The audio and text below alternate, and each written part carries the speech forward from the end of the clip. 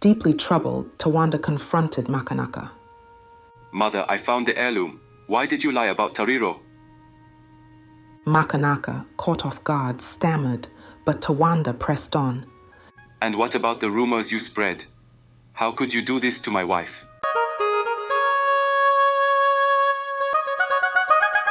Once upon a time, in the serene village of Nyamapanda, lived a beautiful and kind-hearted woman named Tariro.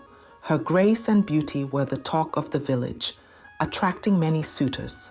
However, Tariro was very selective, refusing numerous marriage proposals because she feared ending up with the wrong man who might mistreat her. As she approached her 30s without a husband or children, her mother grew anxious and urged her to accept one of the many suitors. Tariro, steadfast in her belief, told her mother she hadn't yet found the man she wanted to spend her life with. Her friends and peers in the village, all married with children, often mocked her, but Tariro remained undeterred, walking through the village gracefully despite the villagers' taunts. One fateful day, during the village's annual harvest festival, Tariro noticed a commotion near the village well. A handsome young man named Tawanda had come to help with the water distribution for the event. Tawanda was known for his kindness and his dedication to the community. Tariro, intrigued by his demeanor, approached to assist. They struck up a conversation, and throughout the festival, they grew close, sharing stories and laughter. As their friendship blossomed into love, Tawanda asked for Tariro's hand in marriage. Tariro accepted, and they were soon married in a joyous ceremony filled with traditional songs and dances. After their marriage, Tariro moved into Tawanda's home, and they lived happily together. Their peace was disrupted when Tawanda's mother, Makanaka, visited unannounced. Known for her troublesome and domineering nature, Makanaka was feared in the village for her alleged mystical powers and her influence over people. Makanaka had always desired control over her son's life and was skeptical of any woman who would take him away from her. Years ago, she had driven away Tawanda's older sister, accusing her of dishonoring the family just because she chose a suitor Makanaka didn't approve of. There were whispers about Makanaka's mystical powers, said to be granted by a mysterious river spirit. It was rumored that during a severe drought, Makanaka had visited the sacred Zambezi River and made a pact with the spirit, gaining powers that many in the village feared. This story was passed down as a cautionary tale, warning of the dangers of seeking power at the expense of others. Tariro welcomed her mother-in-law warmly, but Makanaka soon began to find fault with everything Tariro did.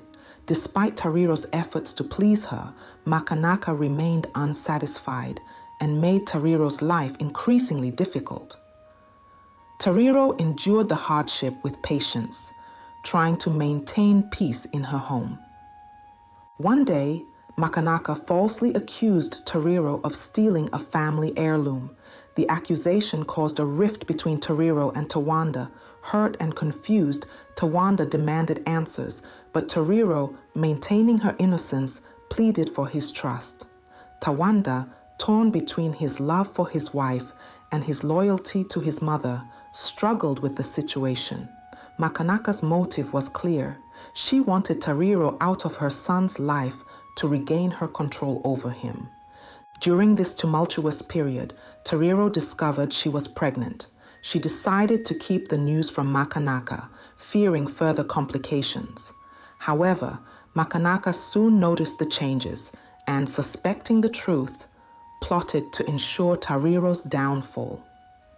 She secretly spread rumors in the village, claiming that Tariro was practicing witchcraft to harm her. Tariro, feeling the weight of the village's suspicion and Makanaka's relentless accusations, decided to seek refuge at her mother's home. Tawanda, unaware of the full extent of his mother's deceit, reluctantly agreed to let her go. At her mother's home, Tariro found peace and support. Her mother, a wise and gentle woman, helped her regain her strength and confidence. Months passed, and as Tariro's pregnancy progressed smoothly, Tawanda began noticing inconsistencies in Makanaka's stories. One evening, while cleaning up, he found the missing heirloom hidden in a place only his mother would know. This discovery led him to recall other suspicious incidents. Torn with guilt and realization, he started piecing together the extent of his mother's deceit. Deeply troubled, Tawanda confronted Makanaka. Mother, I found the heirloom. Why did you lie about Tariro? Makanaka, caught off guard, stammered, but Tawanda pressed on. And what about the rumors you spread? How could you do this to my wife? Makanaka, sensing her control slipping, tried to defend herself, but Tawanda's resolve only grew stronger. He realized the depth of his mistake and the pain he had caused Tariro. Determined to make things right, Tawanda set out to find his wife and beg for her forgiveness. At her mother's home, Tariro found peace but also faced new challenges. Every day, she helped with chores, working in the fields and weaving baskets to sell at the market. Her pregnancy made these tasks harder, but Tariro's determination never wavered. Her mother, seeing her daughter's strength, offered constant support, ensuring Tariro had enough to eat and rest. Despite the support, the rumors from Nyamapanda weighed heavily on Tariro. She heard whispers even in her new surroundings as news of her alleged witchcraft spread. The emotional toll was immense, and Tariro often wept at night, praying for strength and for her child's safety. But she remained resilient, finding solace in her faith and her mother's unwavering love. Months passed, and Tariro's pregnancy progressed smoothly. She gave birth to a healthy baby boy, bringing immense joy to her family. Meanwhile, back in the village, the truth about Makanaka's false accusations began to surface. The missing heirloom was found, revealing Makanaka's deceit. The village, realizing the extent of her manipulation, turned against Makanaka, isolating her. The village elders had grown increasingly suspicious of Makanaka's behavior. They convened a council meeting to discuss the unrest she had caused. We have heard enough complaints and seen enough disruption, said Elder Chipo. It is time we address Makanaka's actions directly. The elders decided to confront Makanaka and put an end to her manipulative ways. They visited her home, their presence a symbol of the community's collective will. Makanaka, Elder Chipo began, your deceit and rumors have caused much harm. We have discovered the truth about the heirloom and the false accusations against Tariro. Makanaka, realizing the gravity of the situation, tried to deny the claims, but the elders stood firm. You have abused your power and divided this village for too long, said Elder Chipo. We will no longer tolerate your actions. In that moment, Makanaka attempted to summon her mystical powers, but the elders, prepared and united, thwarted her. They had brought with them a talisman from the Zambezi River, believed to nullify any dark magic. Defeated and stripped of her influence, Makanaka had no choice but to retreat.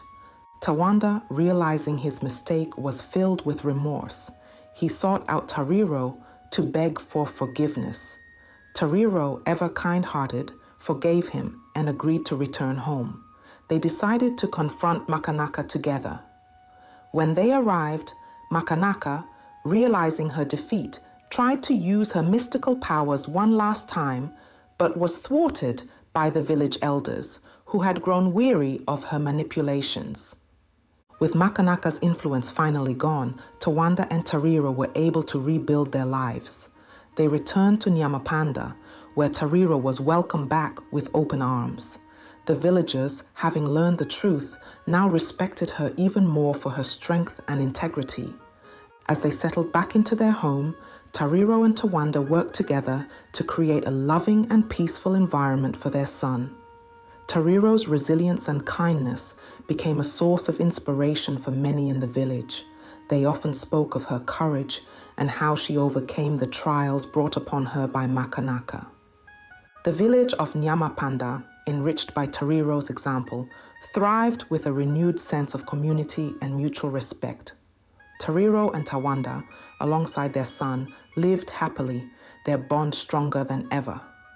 The moral of this story is to always seek the truth and treat others with kindness and integrity, for malicious actions often return to the sender. Moreover, it teaches the importance of resilience and the power of forgiveness in overcoming adversity. The end. Thanks for listening.